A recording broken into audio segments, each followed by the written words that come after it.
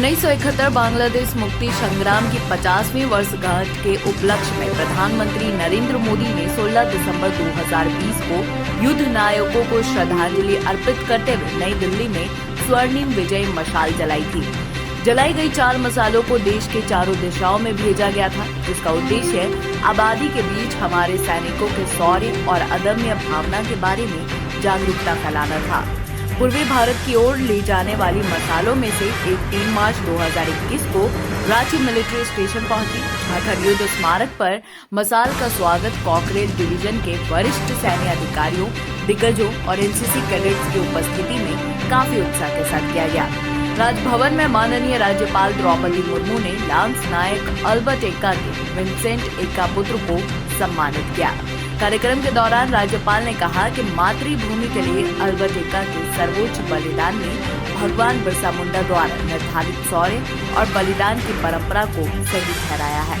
उन्होंने झारखंड के युवाओं से आग्रह किया कि वे आगे आएं और सशस्त्र बलों में शामिल होकर राष्ट्र निर्माण में अपना योगदान दें।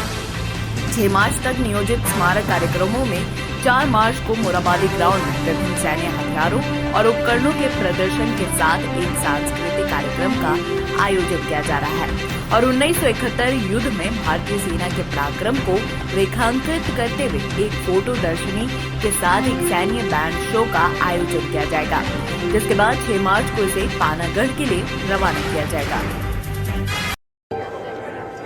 Every welcome you've never known. Welcome to a journey you've never imagined. Welcome to Arabia, Saudi. 2 गड्ढों वाले शौचालय के बारे में सुना है? हाँ? नहीं सुना? आइए समझाते हैं। देखिए, 2 गड्ढा बनाइए। पहले वाला जब मल से भर जाएगा ना, तो ये चालू हो जाएगा और साल भर के अंदर इसके अंदर जो मल है ये खाद बन जाएगा, इसे खाली कर दीजिए। इसी तरह शौचालय जो है वो आजीवन चलता रहे, न बीमारी फैलेगी न बदबू। और पैसे? अरे वो सेप्टिक टैंक से कई गुना सस्ता। हाँ, क्या समझे? शौचालय 2 गड्ढों वाला ही बनवाना।